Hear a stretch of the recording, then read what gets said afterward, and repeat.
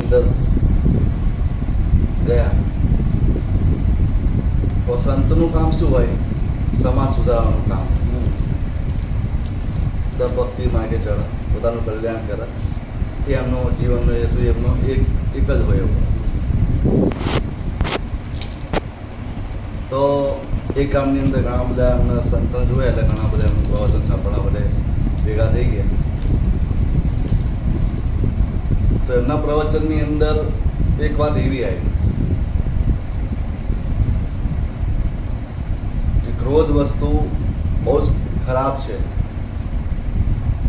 એટલે મુદ્દે ક્રોધ ઉપર ચર્ચા એમણે કરી. તો ત્યાં બેઠેલો એક વ્યક્તિ હતો ને, એ ક્રોધી હતો. હવે એની ઉપર આવ્યું, એનો ક્રોધ ઝાલ્યો રહ્યો નહીં, કાબુ રહ્યો નહીં. તે છતાં સંતે તો બોલવાનું બંધ કર્યું નહીં. એમને કીધું કે ક્રોધ કરવાથી તમારું મન બગડે, તમારી બુદ્ધિ બગડે, તમારા સંબંધો બગડે, તમારા કુટુંબની અંદર અશાંતિ થઈ જાય, પરિવારની અંદર ક્લેશ થઈ જાય. એટલે અમે સંતે તો ચાલુ રાખ્યું આ બધું કહેવાનું. એટલે પેલો તો વધારે ઉગ્ર બની ગયો. એટલે સંતની પાસે આવીને પછી અમને હજારો શબ્દો અમને કહી દીધા. ના બોલવાનું બધું બોલી નાખ્યું સંતનો. પણ સંતના ચહેરા પર જરી કંઈ ફરક પડ્યો નહીં. પછી સંતે તો જે એમનું પ્રવચન પૂરું કરીને પછી એ ગામથી બીજા ગામ પ્રસ્થાન કર્યું. જે વ્યક્તિએ સંતના અપશબ્દો બોલ્યા હતા એ એના ઘરે પહોંચ્યો. ઘરે પહોંચ્યો એટલે ધીમે ધીમે ધીમે ધીમે એનું મન શાંત થતું ગયું. ઘરે પહોંચ્યું ને એટલે ધીમે એને ઊંઘ આવી ને એટલે ધીમે ધીમે એનું મન શાંત થવા માંડ્યું. શાંત થવા માંડ્યું એટલે એના અંદરથી એવું થયું કે જે મને સુધારવા માગે છે એ સંતને મેં આટલા બધા અપશબ્દો કીધા એમ. એટલે એનો પશ્ચાતાપ થયો અંદરથી. એટલે આખી રાત તો એમ જતી રહી એની. હવે એ બીજા દિવસે શું નક્કી કર્યું? એ સંતને મારે મળવું છે. પ્રાયશ્ચિત થયો, મને પશ્ચાતાપ થયો કે મેં આ ખોટું કર્યું એમ, આ નહોતું કરવું જોતું. તો એ સંતને શોધતા શોધતા બીજા ગામે પહોંચ્યા. દિવસ તો બદલાઈ ગયો હતો વાલા, બીજો દિવસ થઈ ગયો હતો. સંતને જઈને મળ્યા. સંતને કીધું કે મને માફ કરો, ગઈકાલે મેં તમને હજારો શબ્દો બોલ્યા, તમારી વાણી, તમારું વચન જે સત્ય હતું અને સમજી શક્યો હું નહીં. પણ ઘરે જઈને જ્યારે મારું મન શાંત થયું ત્યારે મને મારી ભૂલ સમજાઈ કે તમારી હું માફી માગવા આવ્યો છું કે તમે મને ઓળખતા નહીં. આ વ્યક્તિએ સંતને એવું કીધું કે વાલા શું થયું હતું? ગઈકાલની વાત કરું છું કે ગઈકાલે મારા આપણે જતી રહી કે વાલા, મને ગઈકાલની કંઈ ખબર છે નહીં. હું આજમાં જીવું છું કે ગઈકાલે મને ખબર નહીં પ્રભુએ શું બોલાય, શું કર્યું, પ્રભુની રચના છે કે મને કંઈ ખબર છે. પણ જો તમે તારી ભૂલ સમજાઈ હોય અને પશ્ચાતાપ કર્યું હોય તો પછી ક્રોધ કરતો નહીં. તાર જીવનમાં શાંતિ થઈ જશે. કે ખરેખર આની પરથી આપણે એવું સમજવાનું છે વાલા કે ગઈકાલે આપણને કોઈ બોલી જીવ હોય, 2-4-6 મહિનાથી કંઈ કહી દીધું હોય તેને મનમાં ઠસાઈને જીવવું નહીં. એ સમય પૂરો થઈ ગયો. અને જગત એવું કહે છે કે જિંદગી એક વખત મળે. હું અનિયાની માતા તો એવું કહું છું કે મોત જ એક જ વખત આવવાલા. જિંદગી તમને જીવતા આવડે, રોજ નવું જીવન છે. જો તમને જીવતા આવડે ને તો. પણ તમે કાલનું પકડી રાખીને જીવી રહ્યા છો, દુઃખી થઈ રહ્યા છો. કાલે મને પેલા આમ કીધું હતું, આમ કીધું હતું, એટલે કાલ ગયું. તો તમને જીવતા આવડે તો પ્રત્યેક દિવસ નવી જિંદગી, નવું જીવન તમારું છે.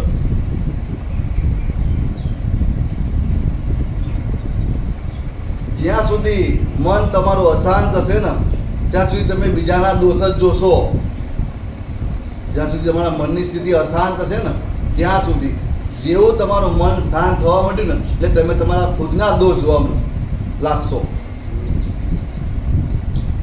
એટલે આપણી રીત તમે જુઓ, 24 મિનિટ બેવાની રીતમાં શું છે કે તમારું ધીમે ધીમે અભ્યાસથી તમારું મન શાંત થશે. શાંત થશે તો તમે જગતના દોષ જોવાનું બંધ કરી પોતાના શું ખામી છે એ તમે શોધશો, એને સુધારવાનો તમે પ્રયત્ન કરશો, નહીં કે જગતનો. પણ જેને જેને ગઈકાલનું પકડી રાખ્યું છે એનું મન ક્યારે શાંત થાય એવું છે ને એના જીવનમાં ક્યારે શાંતિ આવી છે એને મંથન કરવું પડે. મારી વાણીનું મંથન કરવું પડે ઘરે જઈને. જેમ આ કર્યું ને ભાઈએ એમ કરવું પડે તો તમારું ધ્યાન લાગે, તો તમારું મન ચોટે, તો તમારું મન સ્થિર થાય. અને આ લાઈન જ એવી છે ભક્તિની જેમાં મન સ્થિર કરો ને તો જ ફાયદા થાય એવા છે, બાકી થાય એવા નથી. તમે ભલે હજારો રવિવાર ભર દો તો જ્યાં સુધી તમારું અને આગળ આ ભાઈ કામ ના થાય એનું કારણ આ જ છે કે તમારું મન હજુ મારી પર બેઠું નથી. જો મન તમારું સ્થિર થઈ જાય ને વાલા તો દુનિયામાંથી મારા ભગવાનને કરવું પડે ને કરવું જ પડે એવું. પણ તમારું મન માનવું જોઈએ વાલા. આપણું મન ન માને તો ભગવાન એનું ભરે ને તો ફાયદો થાય એવું છે નહીં.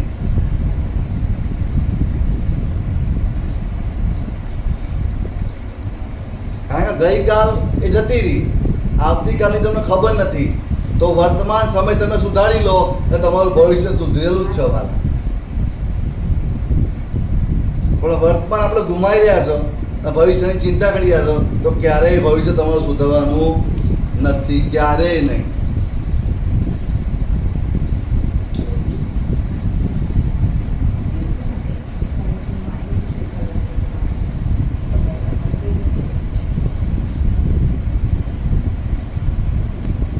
ગઈકાલ જે થયું હતું એને ભૂલી જાઓ. આજથી નવું જીવન ચાલુ કરો. ઘણા તો પાછલું યાદ કરી કરીને રડ કરતા હોય છે. રડવું એ કે એનું સમાધાન નથી.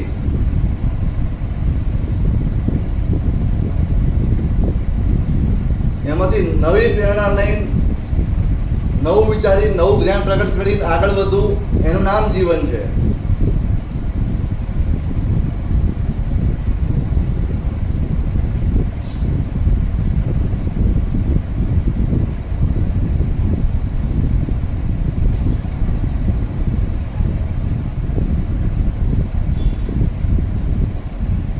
એટલે આ જીવન એ પરમાત્માએ આપેલી તમને અમૂલ્ય ભેટ છે.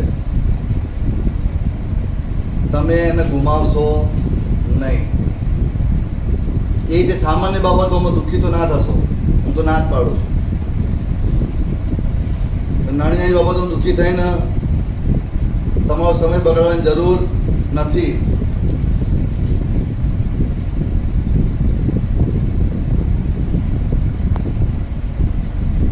તમે આગળ આવ્યા પછી મંત્ર જાપ શરૂ કર્યો, તમારું મન સ્થિર થવા માંડ્યું, થોડો ઘણો સમય પસાર થયો એટલે ભગવાન શું કરશે? તમારી ઘેર આંટો મારશે. 2-4-6 મહિના પછી તમારી ઘેર આંટો મારશે. તો તમે આગળ આવ્યા પછી મેં તમને ભજન આપ્યું તો 4-6 મહિના તમે વ્યવસ્થિત નિયમિત ભજન કર્યું. મેં બતાવેલા રસ્તા પર તમે ચાલ્યા એટલે મારો ભગવાનનો હું આંટો મારતા મારતા તમારા ઘર સુધી અમે આવીએ. પછી અમે દ્રષ્ટિ કરીએ કે આના ઘેર ખમા કીધા જેવી છે. પણ એમ મારો ભગવાન તો કે જોઈ તો લે કે દેવી કેટલે પહોંચ્યા છે એવા. એટલે અમે જોઈએ, ઓહો આ તો હજી વ્યસનમાં બહાર નીકળ્યા નહીં. આવ્યા આ તો જે દારૂની પોટલ અમે બહાર નીકળ્યા નહીં, હજુ આમાંથી બહાર નીકળ્યા નથી. એટલે ભગવાન કે હવે બીજા 6 મહિના જવા દો, આમને હજુ મોકો આપો. એટલે તમારું કામ લેટ ને લેટ થતું જ જાય. પછી જો તમે અહીંથી મેં બતાવેલા રસ્તે તમે હેડો અને મારો ભગવાન તમારે આંટો મારો અને ખમા ના થાય ને પણ એની માતાને રામ રામ કરવા નકામા છે. પણ જયા પડી આવશે મારા ભગવાનની પણ ખબર, એવું પાકું નથી કે આ સમય જ આવશે, એવું નક્કી નથી. અને દેવોના દુર્લભ કીધો મનુષ્ય દેહતો, કારણ કે એમને ભક્તિ કઈ છૂટવું છે, છૂટાતું છૂટાય છે.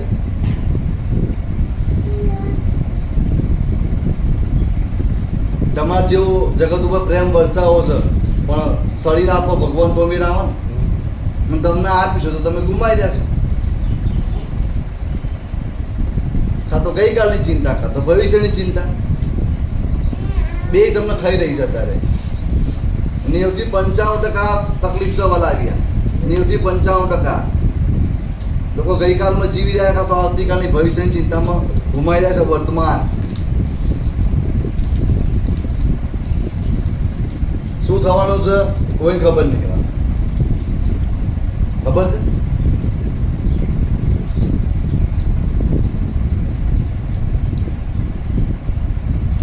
એટલે આજમાં જીવતા શીખી જાઓ.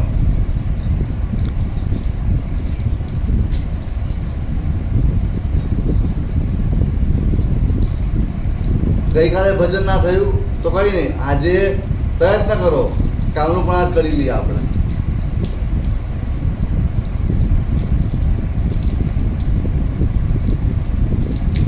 કામને જ મહત્વ ના આપશો, કારણ કે શું થશે જો તમે કામને મહત્વ આપશો ને, જો તમે જેમ તમારા ઘેર કોઈ સેવકને કહો ભુવાને બોલાવીને તમે જોડાવશો કામ ના થયાથી કે આપણું કામ વિલંબ થાય છે, તો તમારા છોકરા એ જ શીખશે પછી કાલે. એના કરતાં તમે છોકરાને તમારી એવી સલાહ લો કે દીકરા આપણે યોગ્યતા વધારો, તમારી પાત્રતા વધારો.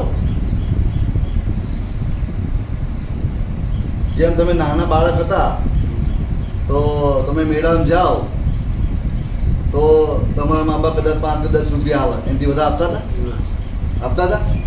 નહોતા આપતા. અને જો તમે એમ કહે કે 15-20 વર્ષના યુવાન ત્યાં છે તો આ 5-10થી મેળાવો એવો છે ને, એટલે તમે 500-1000 જે એમની સંપત હોય એ પ્રમાણે તમને આપે છે ને, તો મા બાપને એમની ખબર પડે છે આટલી.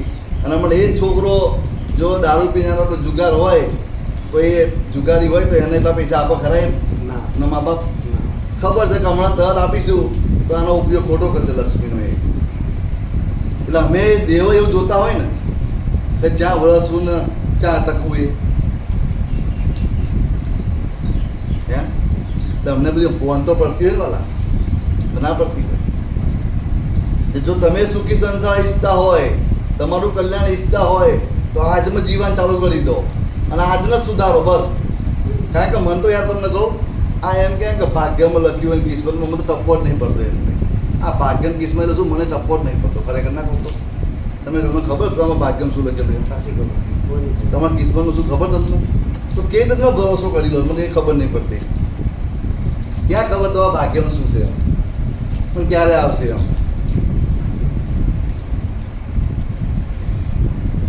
અને એકાદું કામ ના થવાથી તો ભગવતી ધામ બધા ભજવાનું મૂકી દે, એના પ્રત્યેનો પ્રેમ ભાવ શું થાય એમાં તો આ નહીં સમજાતું.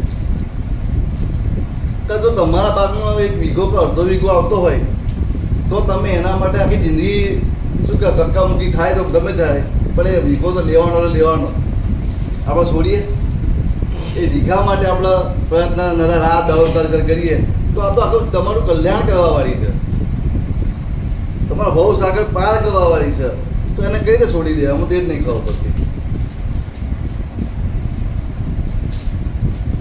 એટલે કામ કરવા માટે બિહાડો છો ને એ એને નહીં ગમતું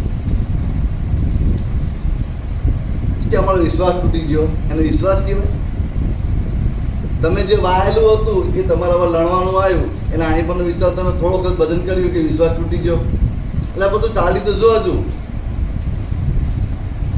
શું નહીં બનાવવા એ તમને ખબર નહીં કે તમે ક્યાં લઈ જશે. આ બધે વિશ્વાસ તૂટી ગયો, બહુ શ્રદ્ધાથી ના અમારું કામ ના થયું, એટલા માટે ભજન આદર્યું હતું, તો તમે ખોટા જગ્યાએ. હું તો એવું કહું છું, ભજન તમારા આત્માના કલ્યાણ માટે છે, નહીં કે તમે ગાડીઓ બંગલાવાળા થઈ જાઓ. હા, તમારી ઈચ્છા હોય ભગવાન આપો, મારો વિરોધ નથી, કારણ કે ભગવાન તો દરેકને હાલવા જ બેઠો છે. તમે ગાડીઓ માગશો તોય હાલશે, બંગલા માગશો તોય આપશે, છોકરા માગો તોય હાલશે. તમારે જે માગો છૂટી છે, એ તો કોઈ ના પાડતા જ નહીં. તમે જે માગો એ તો હાલવા તો રાજી જ છે, પણ એ કહે છે કે તમે તમારી યોગ્યતાને કેળવો. કારણ કે જો તમારી યોગ્યતા નહીં હોય તો તમે જીવી શકશો નહીં. તમારી કેપેસિટી 1 કરોડની છે અને તમને 50 કરોડ આપી દીધા તો તમે કોઈને જાળ્યા રહો ખરા ના રહો. તમે કોઈ જમીન કોઈ હેળવાય ના દો પછી તો મારું રાજ છે કે છે પછી. એટલે જો તમારે ધ્યાન લગાવવું હોય, મન લગાવવું હોય તો મારો ગુરુ મંત્ર યાદ રાખો, સંતોષ. સંતોષ જે સદા સંતોષ, જે આપ્યું છે અમે સંતોષ. કોઈ નવી ઈચ્છા ઉત્પન્ન જ નહીં કરવાની. જેને ધ્યાન લગાવવું છે આગળ વધુ એની વાત કરું છું. બાકી તમે યુવાન હોય એને બધું માગવું એ માગી શકો છો, વિરોધ નથી મારો. પણ એમ લાગે કે બસ બધું હવે પ્રવાળી રહ્યા છે તો એના માટેનું ખાસ આપો. હવે 50-60 થઈ ગયા છે ને હવે આપણે હવે બધું સરસ છે, પરિવારો રાજી છે બધું, બસ તો એના માટેની વાત કરી.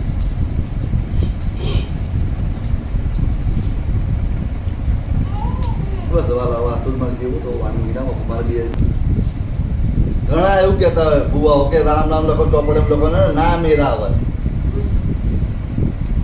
રામે ગુરુ કર્યા ત્યાંથી સમજી લો ને, કૃષ્ણએ પરમાત્મા તો ફૂટ હોય ગુરુ કર્યા સમજી લો ને, શું જરૂર હતી? પણ આમાં આવ્યા એટલે બધું કરવું પડે. ભલા માણસ બધી ભૂમિકા ભજવવી પડે આની અંદર આવ્યા પછી તો. પ્રેમય કરવો પડે ને ગુસ્સોય કરવો પડે આની અંદર તો. પણ એ જ્ઞાનથી કરવો પડે. પણ જ્ઞાન આપણને આવડતું આ તો એક વાર ક્રોધ કર્યો ને એટલે કે હવે તો શંકર ભગવાન હું જાય તાજ મેરાવો તો પતી જીવાલે. એ ના આવો ઊંઘવા, એ તો મારી માટે આ તમારા માટે ના આવો. અંત પડી તો શાંત થાય, તો ના આવે એટલે કોઈ કારણ. જગત એવું કે વેનના વધાવમાં ડોલ ને વેન નાખતું હજુ સમજાયું નહીં ખરેખર વેનનો વધાવો શું વસ્તુ છે. તો હું જે ભગવતી આવીને બોલું છું ને, આ મોએ જે વેણ બોલું છું ને, વાણીમાં આવીને જે વેણ બોલું છું ને, એ વેણને તમે વધાવો એટલે તમારા જીવનની અંદર ઉતારો એમ કે છે મારા. આનો મતલબ વેનનો વધાવો છે. તમારા વેનને તમે વધાવી લો, આનું નામ વેનનો વધાવો છે વાલા. કે જે વાણી રૂપે પ્રગટ થઈ છે ને આ કરી એના તમે વધાવો વાલા. જો તમારા જગતમાં કોઈ તાકાત નથી કે તમારું કલ્યાણ થતાં અટકાઈ શકે, કોઈની તાકાત નથી વાલા. મારા બેનને તમે વધાવો એવું કહું છું હું તો. પણ ના કે અમે તો તે જેમ કીધું મારી અમે તો અમારી રીતે હેડીશું તો ભાઈ એમ મારો વાત પૂરી થઈ જાય. પછી તું તારું કર્મ જાણવાના. જોયું આવી વ્યાખ્યા કોઈએ કીધી બેનને વધાવવાની, કોદાર ના કહેવાના. આ તો હું એ જાણું છું પાત્ર છે એટલું ઠલવાય મારી અંદર. જેવો ભાવ છે સામેવાળાનો એટલું ઠલવાય. જેવું મય લઈને બેઠો તો એવું ઠલવાય. રાહત બેઠા હોય એ ભૂવા હાથું ના હોય જોડાય. પછી